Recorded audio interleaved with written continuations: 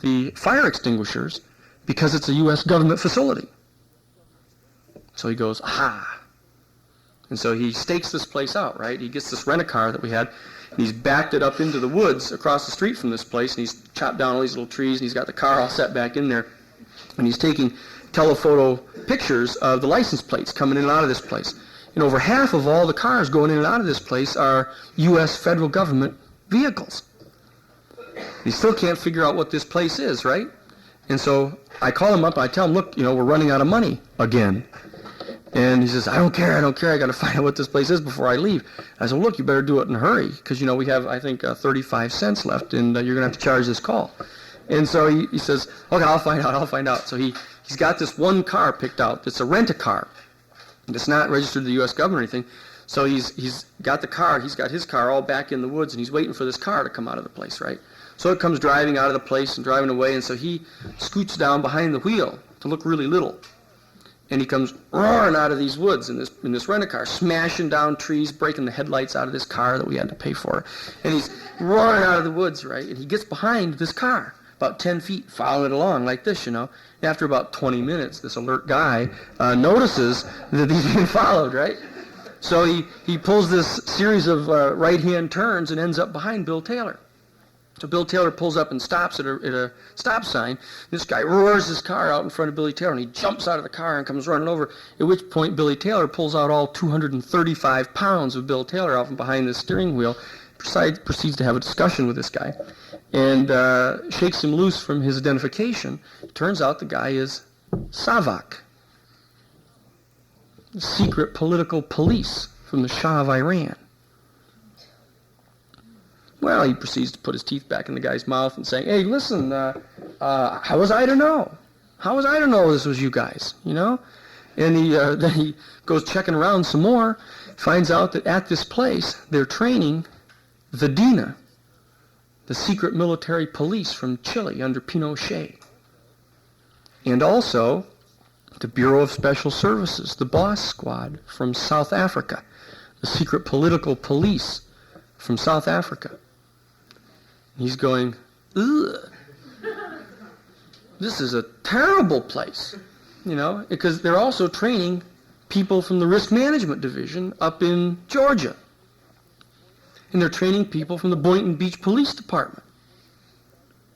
So he gets back this information to me. He has to come back out of the field because we run out of money. And he's looking for more information, right? A friend of his calls him up from one of the agencies and says that he's had an opportunity to go into the June mail room. June mail room is they actually keep records on all these black bag operations. They do breaking and enterings and wiretappings and all that kind of stuff. Totally illegal stuff. But they keep records on these things. And the code name for them is June Mail. And so they have this June mail room. And a friend of Taylor's who has access to the June mail room, Taylor had asked him if he ever gets a chance to go in there, could he look and see if there's a Silkwood file? The guy's going, well, I'm not promising anything, blah, blah. Finally, he calls Taylor back, sets up a double safe phone operation to talk to the guy. And all he'll do is set up a meeting, won't talk to him about anything on the phone. They go and have a meeting out in South Virginia somewhere. And the guy tells him, look, I was in the June mail room. He said, and, I happened to be in a file that was right near the S's. And they got cameras on him and everything in the room. He said, but he poked to look at this file, and there was a Silkwood file. And I said, and so Taylor said, what was in it? He said, well, I didn't get a chance to look very long. He said, but I just looked quick. He said, and one of the documents that I saw in there, it was an Airtel, FBI Airtel, to Oklahoma City. And it said in it that, look, one of the guys in the Oklahoma City Police Department who knows about the Silkwood matter is gay. And he's having an affair with a radio disc jockey there in Oklahoma City. And he might tell him something. So you better do something to get this guy out of town or do something about that. So he gives this information to Taylor, right? So Taylor calls me and tells me all about this. And so I'm out in Oklahoma City still, right? I'm working on discovery. So we go to some people in the gay community, specifically the lady who was one of the roommates of Karen Silkwood, this lady that Cher played, whose real name is Sherry Ellis. And she looks around in the gay community to find out if there's anybody in the gay community who happens to be in the Oklahoma City Police Department Special Intelligence Unit that was either fired or something like that. And turns out that there is.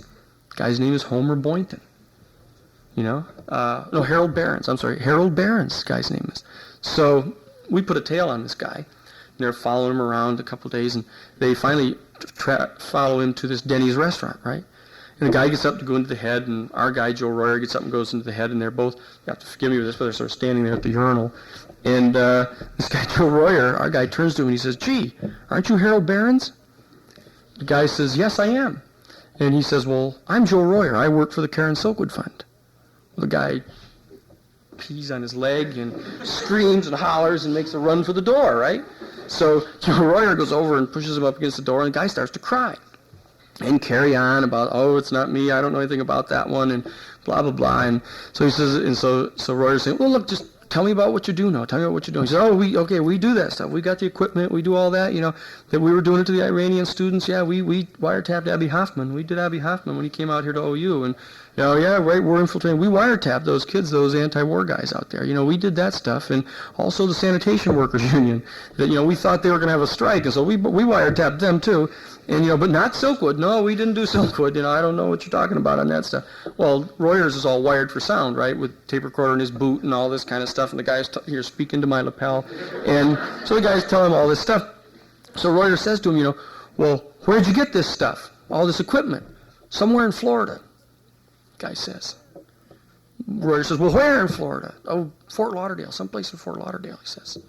"Some audio something or other, something audio something or other." Turns out that this place down in Florida is the Audio Intelligence Devices Corporation, AID. And at the other end of the building is a thing called the National Intelligence Academy, where they equip you on one end of the building with a state-of-the-art electronic political surveillance apparatus, and then they train you how to use it down in the National Intelligence Academy. How to jimmy doors, how to climb up telephone poles and wiretap, and how to wiretap different kinds of telephones and all this kind of stuff. And this is where they got the stuff. So Royer asked him, "Well, where, who are the guys that are doing this?" "Well," he says, I'm on that division. There's a guy by the name of Bill Byler. There's a guy by the name of Larry McBride, and a couple others, and he names them all. And he says, McBride, he's in the LEIU. So Royer says, Good, LEIU is fine, great. What's LEIU, he says. So the guy tells him, LEIU is the Law Enforcement Intelligence Unit.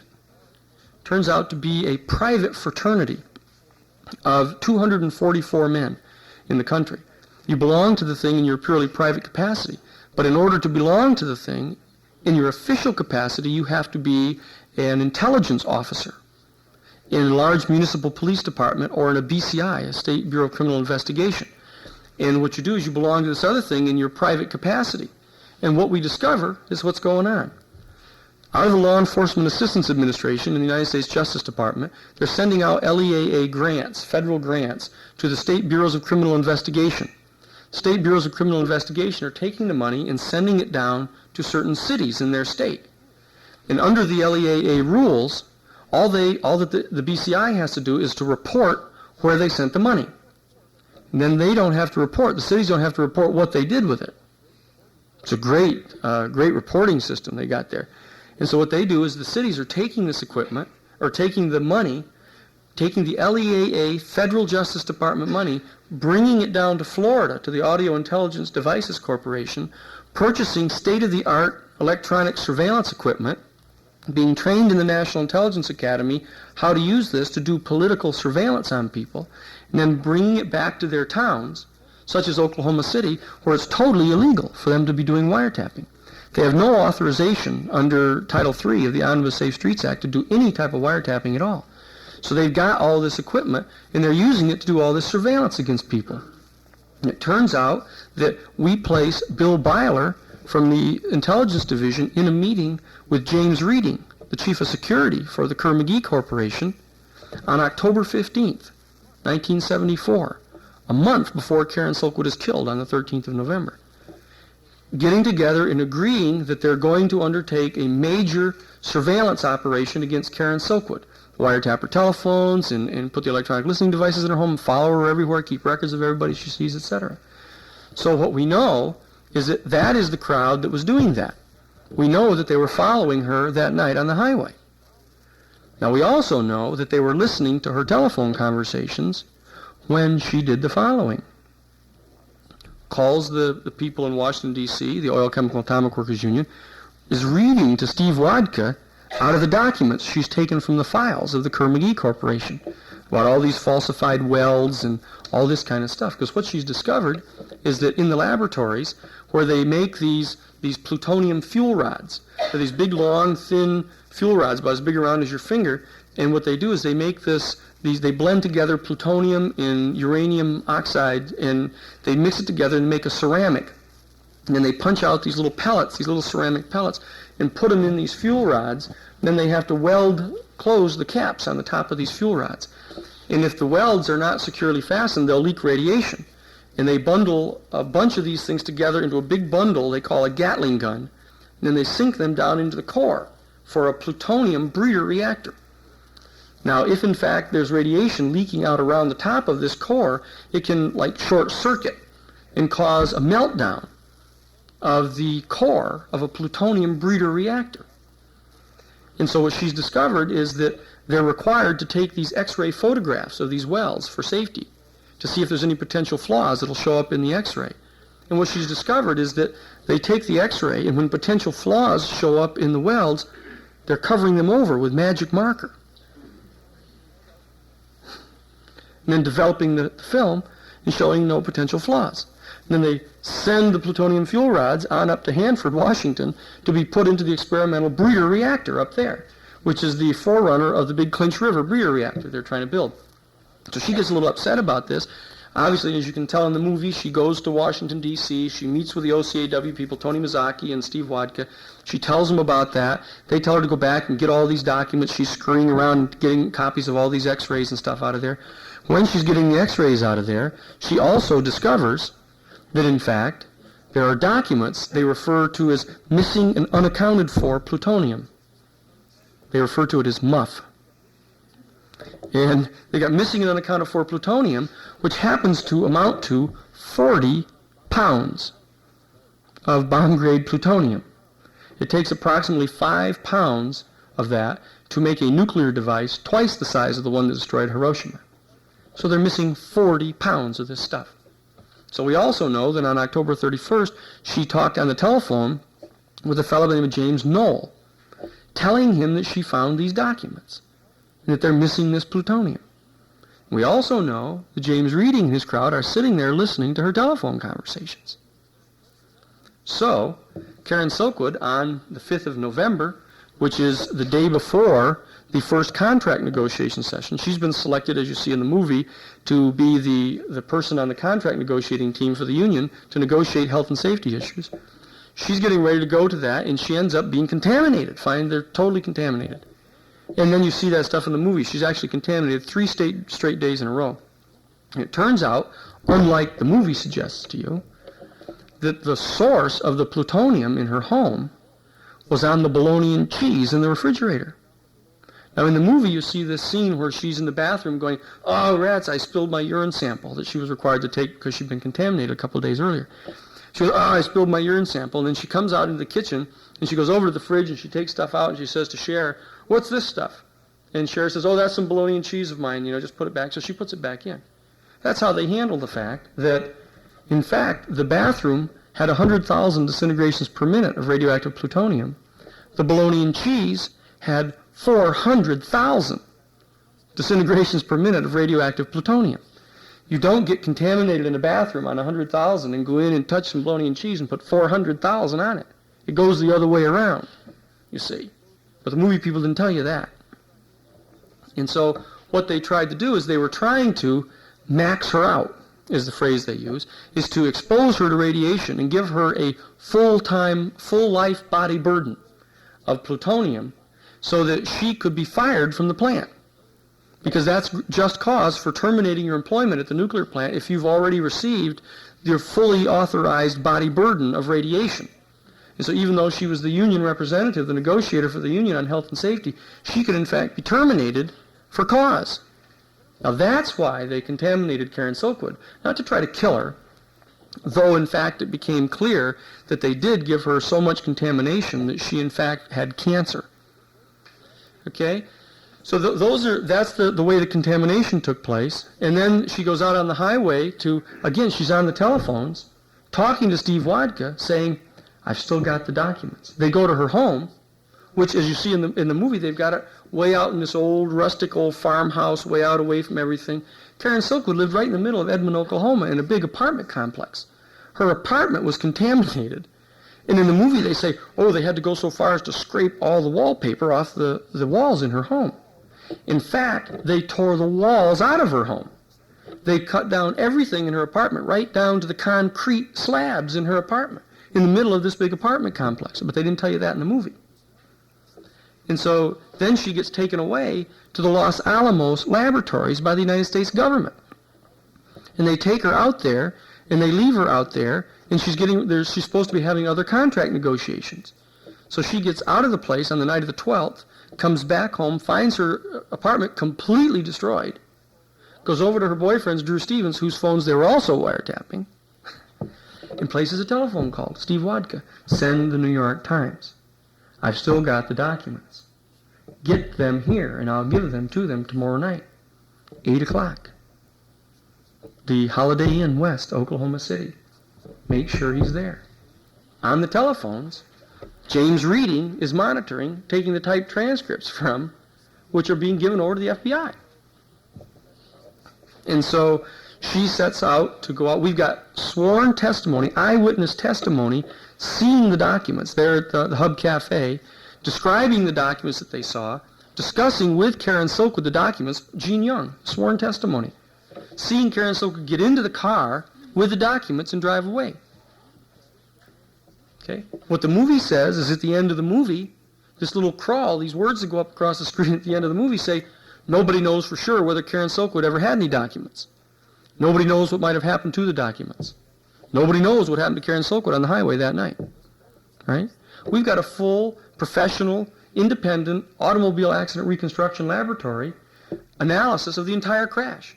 Reconstructing the entire crash from the time of the impact of another car, driving off the road 270 feet down the side of the road, constantly trying to get back up on the road until it hits this concrete culvert and goes upside down over in the culvert and kills her.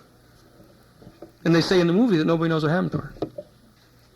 You know? They say nobody knows if she had any doctors or not. Sworn testimony. We've got tape-recorded conversations of her reading over the telephone from the documents to Steve Wadka.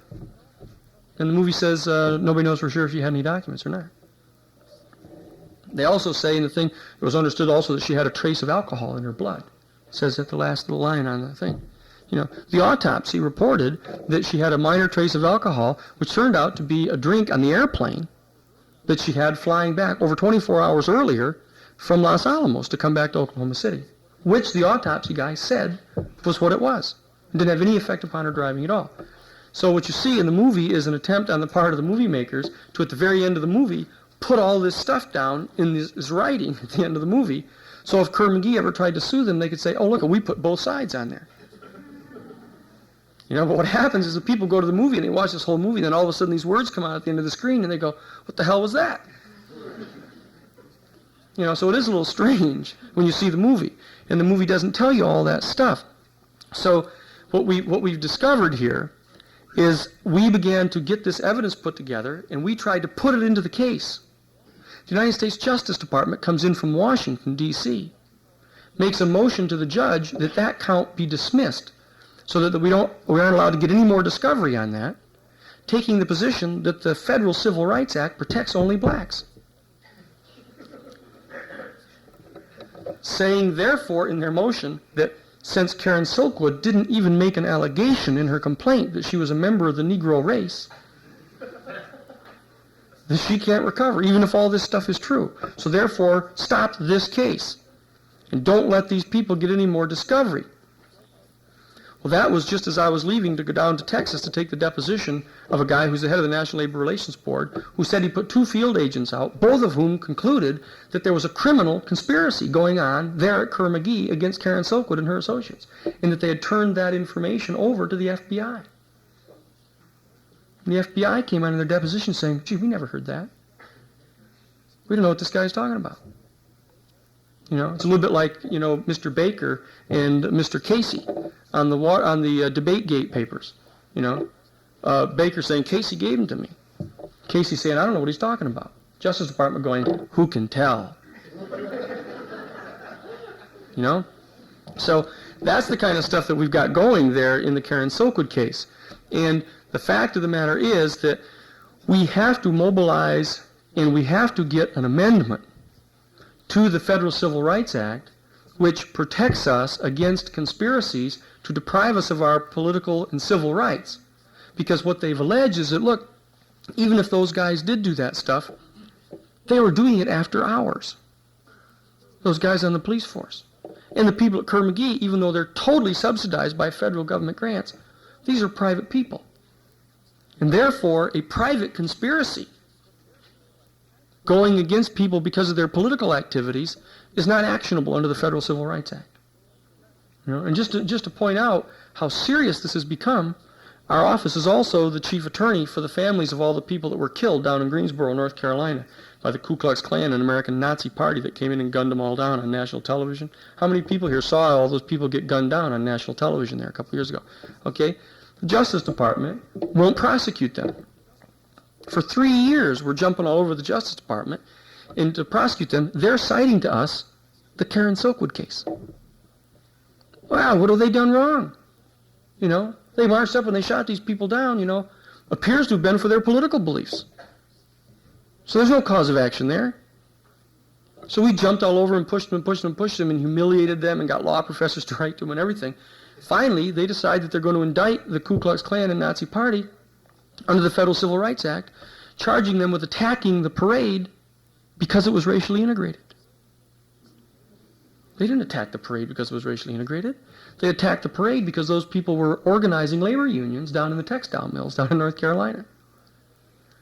And so I go down there this last week, Monday, okay? And we're jumping all over the Justice Department to keep them prosecuting these guys, okay? The Justice Department submits the memoranda of law to the judge, saying we want to make it clear that if in fact the Ku Klux Klan and Nazi Party can prove to the jury that they attacked that demonstration because of the political beliefs of the members of the demonstration, that of course will be a total defense of these charges. And the lawyer for the Nazi Party gets up in front of the jury and he says, you're going to hear an awful lot of information about the fact that these people were members of the Nazi Party. You know, he said, these people were only 1 or 2 years old at the end of World War II. They didn't even know Hermann Goering or, you know, all these people. He said, these people are patriotic American citizens, just like the people of Germany were. He says, we owe a lot to the German people. He said, the German people are very smart. They got great technological minds. They got great scientific achievements. He says, Wernher von Braun was a Nazi. He's the head of our space program. They didn't ask him whether he was a Nazi. He said, the German people risked and gave up everything to fight socialists and communists. He said, and they lost all in the war. He said, they sure look an awful lot better to you now, don't they, than they did 40 years ago at the end of the war. That's what he says. The Justice Department guy is sitting there rocking back and forth, sitting there just watching him say it, just like that. Now that's a warning. That's a warning. The Justice Department now, under President Reagan, soon to be headed up by Edward Meese, has taken the position that American citizens are no longer protected against conspiracies to deprive us of our constitutional rights unless you can prove that the conspiracy was run by the federal government. That's their position now. You know, so that's a warning. We have to bring about an amendment of that Federal Civil Rights Act because there is getting ready to be a major confrontation between the Federal Executive Department and the American citizens. The American citizens, 72% of us, don't want nuclear power stations in our backyard. People don't want nuclear weapons to be the basis for our whole program for defense. And it raises the question, well, what is the possible connection between this private nuclear industry and these nuclear weapons? And so I'll have to give you this one in closing. She discovered that they were missing 40 pounds of bomb-grade plutonium at the Kerr-McGee facility. She talked about that on October 31st over the telephones to James Noel, with Jim Reading listening to her. And she listened to the conversation on Drew Stevens, or they listened to the conversation on Drew Stevens' phone when she talked to him on the night of November 12th and said that I'm going to meet with a New York Times reporter tomorrow night and give him the documents I've got. So why does that become terribly important? We proceeded to investigate that. We discovered that Kerr McGee was working on the contract for the fast flux test facility, plutonium fuel rods. The other facility in the United States that was working on the other portion of that contract to finish that was the NUMEC Corporation up in Apollo, Pennsylvania. Okay? I go talk to Peter Stockton about what's the story on this 40 pounds of missing plutonium. He says, well, what I can tell you is that up at NUMEC, the FBI that has responsibility for securing the nuclear materials in those facilities wiretapped the telephone of the president of NUMEC for 18 months, a man by the name of Shapiro, totally illegally. Wiretapped his telephone, listened to him having these clandestine telephone calls, setting up meetings with guys.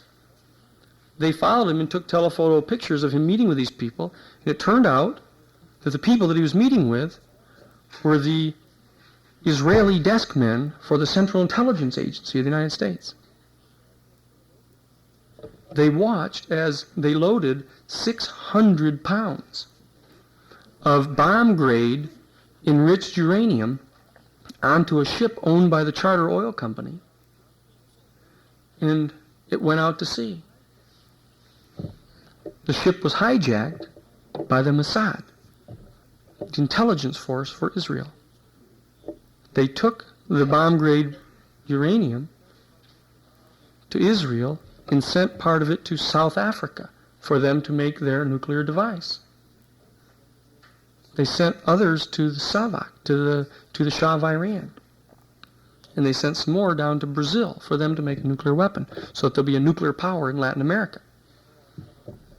I said, well, gee, Peter, if you know all this, how come you not do anything about it? Hey, why do the Ruskies work for them? They say. So what's going on here is that the materials from some of these plants we know, unless Peter Stockton is not telling us the truth, and there's no reason why he was going to, not tell us, that they're using these as the materials from these plants as a source for violating the Nuclear Non-Proliferation Treaty, sending these materials out to allies, military allies, which we are signatories to the Nuclear Non-Proliferation Treaty, in which we promise not to do that. And what they've done is they've got it all set up so that they just allow these companies to have a certain amount of muff. And the muff disappears and it goes overseas. Now, there's the connection. You might ask yourself, why, after 35 years of a private nuclear industry, does the nuclear industry produce only 3% of the electricity in the United States? More electricity is generated in the United States than 3% by burning wood. That's a fact. So you say, well, why in the world would they pour all this money into this private nuclear industry if it doesn't work? They're going to give you clean, safe energy, too cheap to meter.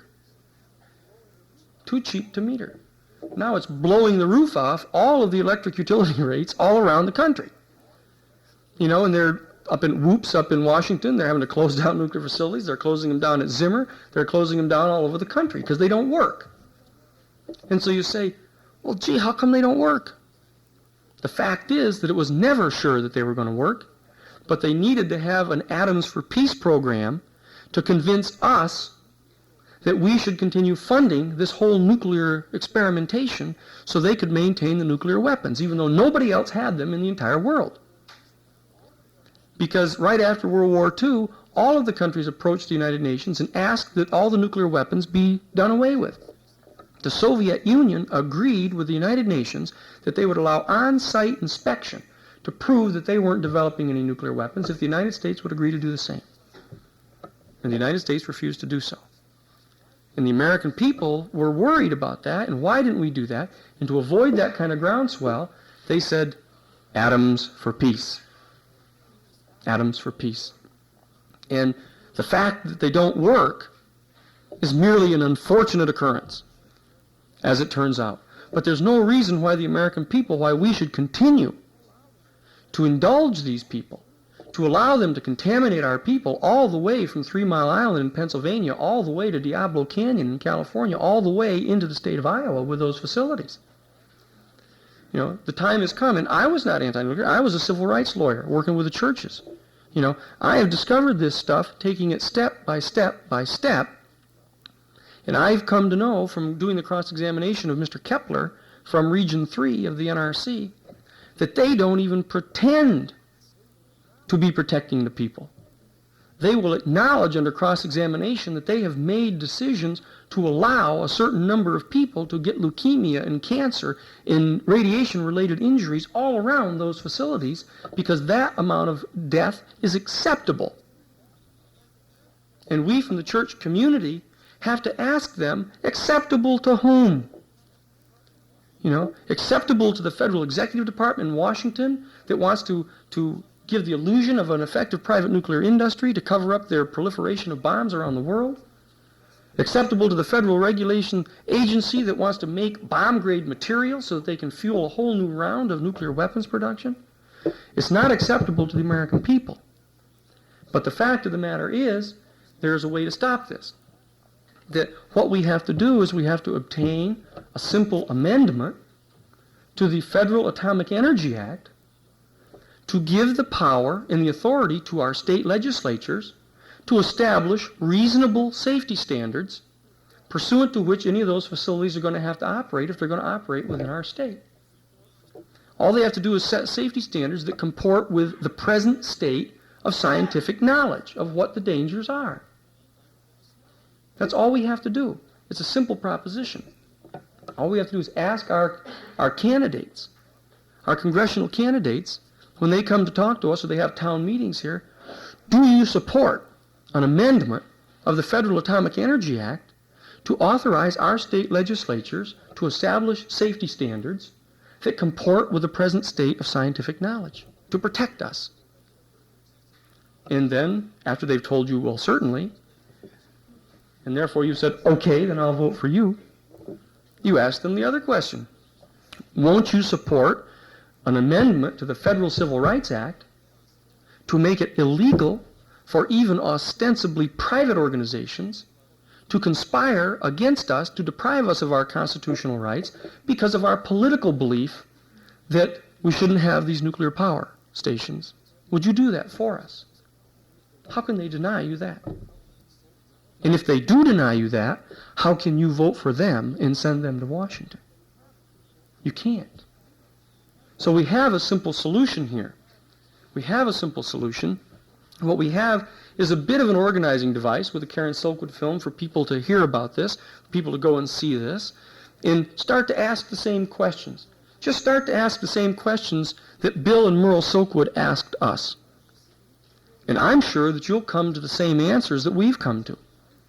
And we can share the information with you. We can send you copies of the sworn depositions of Kepler. We can send you anything you want. You know, and that's what our office is all cranked up to do. They got all this gizmo stuff around here that they make me take it with me when I go places. You know, that you can get copies of these books at almost any of the bookstores around here now. You can write to the Christic Institute, the Karen Silkwood Fund, in Washington, D.C. You can get T-shirts, and you can get buttons, and you can get bumper stickers, and you can get posters. You can do all, the thing is a movement, you know? And it's a movement like many of you never got a chance to participate in, like we did when it dealt with our decisions about war in Vietnam. A war that they never quite decided they wanted to win or lose, and kept sending more and more of us over to not know what we were doing, you know? That the nuclear power industry is the Vietnam decision-making process of the 1980s. There's no reason why we have to continue to suffer the losses without making some kind of firm resolve that this is to stop. And you can do that by making these choices about the authority of your state legislature to set safety standards. If your state legislature wants to have a nuclear power facility in the state and will set adequate safety standards and enforce those so that they can follow those, that's your decision. That's what democracy is all about. But when was the last time you ever voted on a nuclear power facility? When did anyone ever vote on a nuclear power facility? No one does. The time has come for us to vote on that matter. And the eyes of the country are on Iowa now because of all of the candidates coming in and all the caucuses coming in. And, it gets a little hectic, I know, for you. But the fact of the matter is you have an opportunity here to raise some of these questions. Raise these questions with these candidates and see what they say. Start to participate in the movement that has begun to arise around the Karen Silkwood movie, around the Karen Silkwood case, around the Karen Silkwood event that has occurred in the country. Now, that's why I've come here to try to talk with you, to make this information available to you. And I want to be available to answer any of your questions. And I know the folks have got some particularized questions, and I want to help answer those. Now, we can take a few of those, and then people can take a break and go do what you want to do, and then I'll be available up front to answer some questions just, in private or however you want to handle that. So why don't we take a few questions to start with, and when you all get terribly bored, then you can just, get up and leave, and then we'll take a break. Okay? With your inside information, have you obtained any interesting insights into the 3 Mile Island accident, which I think is probably a cover about as many as Silkwood or 20 times? Oh yeah. The question is that with the kind of inside information that we were developing in our investigation in the Karen Silkwood case, have we developed any information with regard to 3 Mile Island and the type of possible cover-up that's been going on there? Well, the fact of the matter is that our office is the main office litigating at 3 Mile Island. So that's the place where we've gotten a lot of the information from.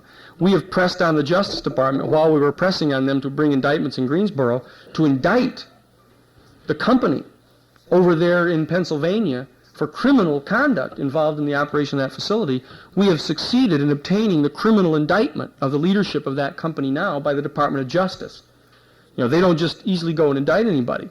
So, they have now indicted them. It was 3 weeks before the NRC voted to let that same company open Unit 1 of that facility. So that there's obvious criminal conduct involved in the disguising and the falsification of safety tests and everything else over there.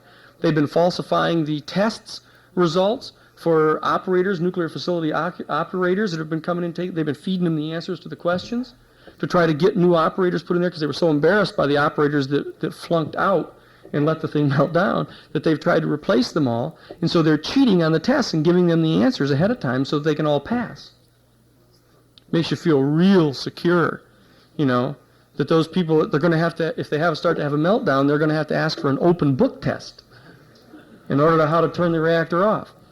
So yes, absolutely, that there's criminal conduct involved in that, and you'll see the criminal prosecutions probably at the same time you see the NRC trying to reopen the other unit over there. So yes, there is criminal conduct. Well, it's difficult to say. We got an injunction out of our office to stop them from pumping any more radioactive materials out of there. The Nuclear Regulatory Commission wanted to authorize them to pump all the millions of gallons of radioactive water out into the Susquehanna River, which just happens to flow down into the Chesapeake Bay. And they said, hey, listen, the amount of radiation that would put out into the Susquehanna River is an acceptable level. So we've put together data. We got a West German company that works for the West German government dealing with the safety standards at their reactors to do a test on the effluents from the facility, and they communicated to the NRC what was going to be flowing out of there, and they still wouldn't stop the pumping of the place. So we had to go to the federal court in Washington, D.C. and get a federal court order ordering them to stop that. So there's a lot of stuff. There's going to be lots of leukemia and lots of carcinogenics out in that atmosphere over there right now. But the key is to mobilize the people around 3 Mile Island to stop them from opening up the other nuclear reactor that they want to open up again. And you, like all the rest of the citizens and like me, can help stop that by writing to your congresspeople and telling them that you don't want that unit reopened again. Because everybody lives at 3 Mile Island.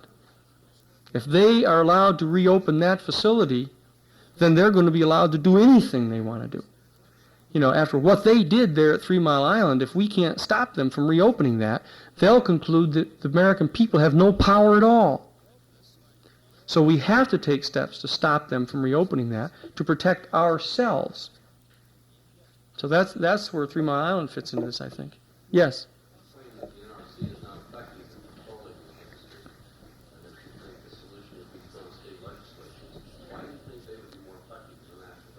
Oh, because they don't have the same conflict of interest. You see, the Federal Executive Department, in addition to having a theoretical interest in regulating these facilities, also has the direct responsibility for facilitating and fostering the private industrial development of nuclear power. They also have the responsibility for fostering and developing the materials to be used to put in nuclear weapons, you see, so that there's a classical conflict of interest on the part of the Federal Executive Department in trying to regulate these things. As a matter of fact, back in 1975, the Atomic Energy Commission was the one that did these things. That they were set up in 1954 by the Atomic Energy Act. The Atomic Energy Commission in 1975 was found by the United States Congress to have little, if any, real interest in regulating the nuclear industry, because they spent all of their time and energy trying to promote and foster the private industrial development of nuclear power. That's an official congressional finding. So what did the Congress do? They said, well, we're going to have to take the Atomic Energy Commission and we're going to have to dissolve it. And we're going to have to form 2 separate federal government agencies. One in charge of fostering the private nuclear development, called the Energy Research and Development Agency, and one responsible for regulating the private nuclear industry. This will be the Nuclear Regulatory Commission. The problem was when they said, where are we going to find the staff to staff these 2 federal agencies? Can you guess where they went? They went to the Atomic Energy Commission. They took all the same staff and they divided them up into 2 offices. But they say in Washington, D.C., if they have a crisis, they'll divide the office into 2 separate agencies. If they have a real crisis, they'll change the phone numbers. You know, that's the problem that we have here. The theory behind this whole process of solving the problem is that the state legislatures do not have that same conflict of interest. We assume that they will look objectively at the scientific evidence. They'll listen to Dr. Carl Morgan, who was the head of health and safety at Oak Ridge, Tennessee for the government for 25 years, and he'll tell them that you cannot allow an amount of radiation to be released from these facilities in their normal operating that is at the levels that it's going now, because it'll give people cancer and it'll kill people and give kids leukemia. You can't let them do that. So the state officials, we presume, will say, okay, you tell us the levels at which these cancers and leukemias and things won't happen. And we'll set that as the safe operating level for one of these nuclear facilities. That's all they have to do. Now, if the nuclear industry wants to come around and say, oh, that's going to cost us thousands of dollars, you can be sure it'll cost them millions, just based on everything else they say. And they aren't going to want to pay out the $1 million. So they'll scream and holler and try to lobby at the legislative level and get the levels raised higher and higher. But you can handle your state legislatures. You can deal with them because you have more power on the state level. You know these people better. You can communicate with them better. You can throw them out easier, which is the bottom line. And that's why they're going to listen to you. And that's why if they set these standards at levels where they're at all reasonably safe, lots of these nuclear industry members aren't going to want to open a facility in your state. You know? So they're going to have to put the investment into geothermal, into solar power, into other things. You know, that's not the worst possible thing that could happen. The best image I've heard referred to for the nuclear industry is that building, and I've said this before, I said that, but, you know, building a nuclear reactor to generate the electricity to toast your bread in the morning is like ringing your doorbell with a shotgun. You know, there are a lot easier things and a lot safer ways of going about providing the adequate electricity that you need. You know, have you people been discovering that you didn't have any electricity before they built the nuclear reactor over here? You know, did you have any toast in the morning? Couldn't you cook your coffee in the morning? No, you didn't have that problem. They thought of the problem for you. Oh, this can be horrible. What if our energy needs, you know, quadruple in the next 30 minutes. And then they go back and they say, look how the energy needs have developed over the last 25 years. And you say to them, look at the baby boom over the last 25 years that happened after the war. That's what's going on here. And when that curve is coming back down, you don't have those same kind of energy needs. And they go, tut tut. We're just assuming that they're going to continue at the same pace because that's progress. That's not progress. That's a rationale for trying to build these nuclear facilities, which they get cost-plus contracts to build. That's what's going on there. And we're the payees on that. In the utility rates, in the rates of cancer and leukemia and lymphoma and stuff that are occurring all around those facilities. And we have a right and we have an obligation to stop that kind of stuff from happening. And we have a simple solution by which to do it. It comports entirely with the democratic process. It deals in a very simple way